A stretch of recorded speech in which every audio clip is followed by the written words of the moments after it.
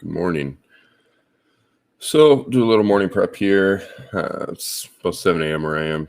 So about 3.5 hours prior to market open. Seems like summer trade is definitely upon us, right? Volume is drying up quite a bit. One thing I would mention though is Friday to close the day, they poured a ton of volume into the market, which is almost the same as the day up until that point. So there was somebody waiting there to do some business late Friday. See if that has any kind of impact on today.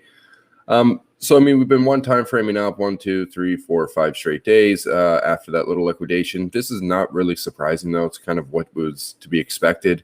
When you pulled down into that 4140 area, you expected to see a stronger bid enter the market and rally this market higher, especially when the 50-day was sitting right there. And the 50-day, like we've talked about, has been such a strong supportive level. Now, as this continues on, I'm just going to continue to monitor for, weakness in the buy. And I think we're starting to see that a little bit.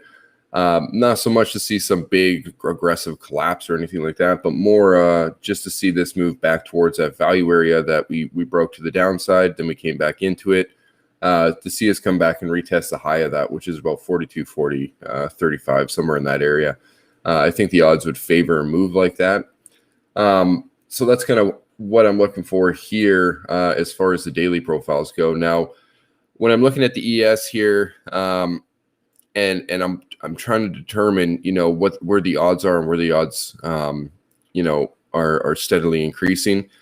There continues to be a lack of major enthusiasm coming from the Globex session. Each and every time that we've made a new all-time high here, first with this crazy day, on the 24th, and then of course Friday, there's a real lack of commitment with the buyers to push the market higher. And this is kind of what the market's been doing for quite some time now. Pushing up to an all-time high, balancing, liquidating, strong recovery, and then just, continue to repeat the process. So one thing that I do know is this 42.80 has been sitting here. It's about 1,200 lots sitting there, and it's been sitting there for a week now. They're really having issues getting up there and filling it. Keep in mind, a lot of Momo will trade to these levels, so it's something I'm definitely paying attention to. Friday. Well, I mean, what's there to say? How about Friday? Friday was, pretty much dead all day. A and B gave you a good range. C and D, not so good. The market just died out for the rest of the day, and then you got that late attempted move higher. Now, I'm not considering this to be a spike. This is more to me a failed spike higher. Usually when I see M period open and spike higher and then not be able to actually push away from the body, but come back towards value area, this is not usually a very bullish nuance. So early on here, I'm definitely going to be paying attention to see if we can get that high. And if we do, is there going to be somebody there, waiting to push back on this market? So as we come in, I'm more short bias. If we push into this 42.80 area towards, that 4,300 number, and looking to, potentially fade pops on the market.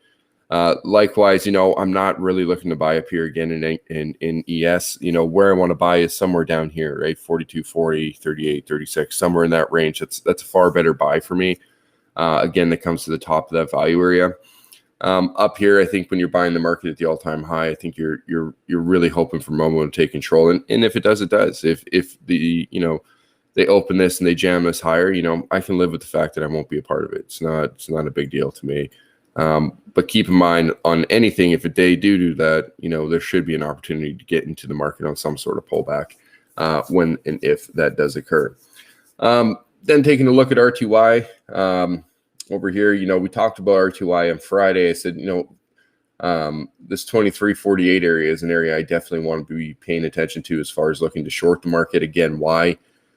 Each time RTY on the daily has come up here to this all-time high and gotten above, what is pretty strong resistance here, they've managed to trap buyers at poor prices. And that's what I'm watching for. They've already tried to do it. I think if it comes down into, the 28 area, and into that 2300 area, that's really an area that I want to monitor for potential bid to come in. I would like to see this market pull back, just like I want to see the ES pull back. and potentially give me a better buying opportunity to maybe get on for the break above all these, failed attempt highs, failed attempt highs, to see if this can really rally above 2,400. If that doesn't happen, I know I can just sit back and wait for the 21 to be touched or the 50 to be touched, and I don't have to get too involved with that as well. When I'm looking at my NQ, I still think NQ is the best market to be trading right now. I think it's given the best ranges. It's the best opportunity to make money. And I think it's very readable. And when you're trading NQ in this volatility, it's very different than when you're trading it in wild volatility, right? It's still a bit whippy. It's NQ. It's a thin market, but it's not as extreme. So if you're new to NQ, you want to start trading it, now is the time to get your feet wet. I think just don't marry it. Understand you can lose money very quickly if you don't have proper risk control. 14,392 is what I'm monitoring here. Reason for that's my value area high of this attempted to breakout on the 24. This was an attempted trend day that failed really hard in the G period. And since then, we haven't been able to get above that value area high. It's worked pretty much just as, a strong area of selling. So I think if we can get above 14,392, the chances to really get going are exceptionally high. Keep in mind, oops, sorry, that's your ES. We pulled the NQ. Keep in mind, we talked about the fact that NQ got above this trading trend line after failing it 5 times. So it can, dribble back and forth for a bit before breaking out. But the further it gets going here, the higher the target's going to start becoming as the NQ makes a new all-time high over and over again. So for me, I would like to potentially look to fade NQ if we do get above 92 and fail. I think there's some good opportunity to be on the short side.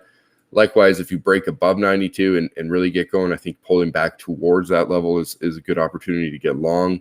Or if NQ comes back into that 320 area, 14320, I think that's a good opportunity to look for a long, just like it worked so well on Friday. Now, one thing I would say about NQ is this profile from Friday looks incomplete to the downside.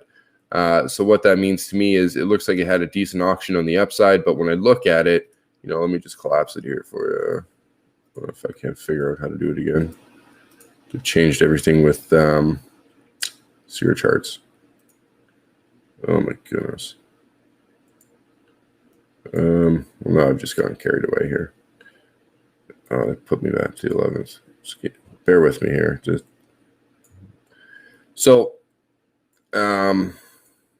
Oh my goodness, I don't even know what happened here now. What a mess. What an absolute mess that just became. All right, maybe this will work, maybe it won't. Yeah, so this is the same profile, but when I look at this profile, this is a decent tail to the upside, decent excess to the upside, and it just looks very incomplete to the downside, meaning it looks like it had a decent upside auction, and it just never had that push lower to give you excess on the low to give you that really nice bell curve.